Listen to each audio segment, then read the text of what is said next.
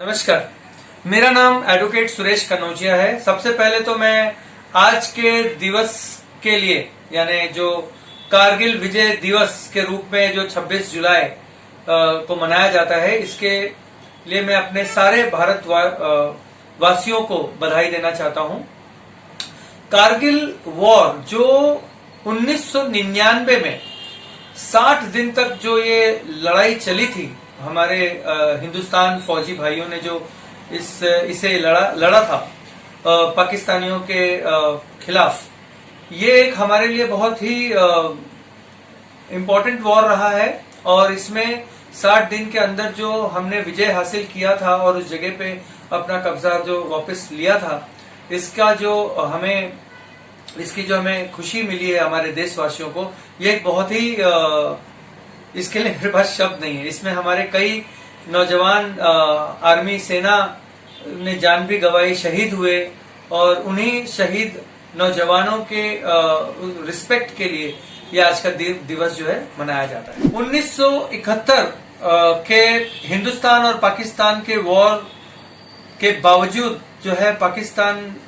की जो आर्मी है या पाकिस्तान के जो राजनीतिक है, ये कभी भी बाज नहीं आके हमारे देश के साथ हमारे बॉर्डर्स में किसी न किसी प्रकार की छेड़खानी और बदमाशी हमेशा से करते आए हैं। और ये इनकी आदत जो है कभी भी इनके खत्म नहीं हुई, यानी कि जहन में ये आदत भरी पड़ी है और ये इससे बाज नहीं आते। और जिनका हर बार इनकी इस आदत के वजह से इनको मुंह की खानी पड़ती है, और हमारे हिंदुस्तानी फौजी जो है इनको अच्छी तरह से सबक भी देते हैं।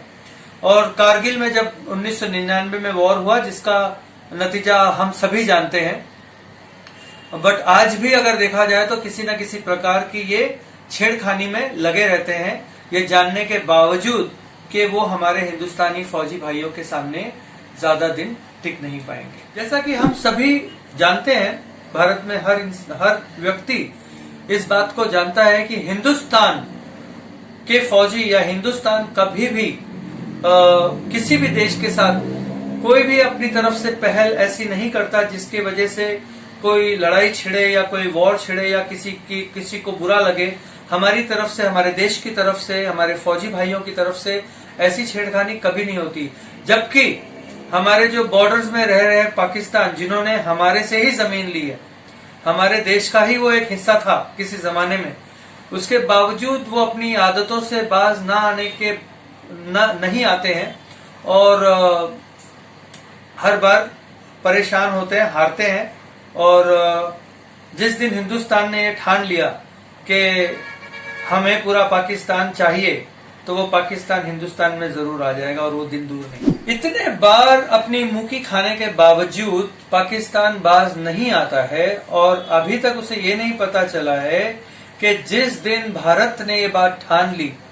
कि उस दिन हम पूरा पाकिस्तान अपने देश के अंदर समा लेंगे और पाकिस्तान का पूरा नाम खत्म हो जाएगा और वो पूरा हिंदुस्तान बन जाएगा। ये एक चीज। इसका सबसे बड़ा और सबसे इम्पोर्टेंट उदाहरण सर्जिकल स्ट्राइक ही ले लीजिए। हमारे भारतीय जवान एक जुनूनी है, और ये जवान हमारे देश के लिए मर मिटने के लिए हमेशा तैयार रहते हैं। जिस तरह से हमारे देश में एक किसान की अहमियत है, जो हमारे हर रहवासियों के पेट भरता है, उसी तरह हमारे बॉर्डर में जवान भाई हमारे देश की रक्षा में लगातार लगे हुए रहते हैं। और इस कारण से इस देश में इस तारीख की 26 जुलाई जो तारीख है, इसकी महत्वता बहुत ही रिस्पेक्टफुल हो जाती है। एक चीज, जहां तक मैं पाकिस्तान की बात करूं, जो चाइना के हमेशा तलवे चाटते रहता है, और वो ये भूल जाता है कि चाइना भी कई बार हमारे फौजियों से, हमारे हिंदुस्तानी फौजियों से मात खाता है और हर बार पीछे हटता है। अब इन तरह की फितरतों वाले देशों के साथ हमारा देश हमेशा लड़ता है और विजयी होता है। मैं एक बात और कहना चाहता हूं या चाहूंगा, हमारा देश आज तक ना पाकिस्तान को छेड़ा है ना चाइना को, और हर बार ये इतिहास गवाह है कि ये दोनों देश जब भी हमारे देश के हिस्से को लेने की कोशिश करे हैं, हमारे देश ने उस हिस्से पे प्रॉपर अपना कब्जा रखा है और हमारे फौजी भाई अगर नहीं होते तो आज ये हमारे देश में घुसपैठियों की तरह धीरे धीरे दीमक की तरह खा जाते। आज के इस शुभ दिवस पर,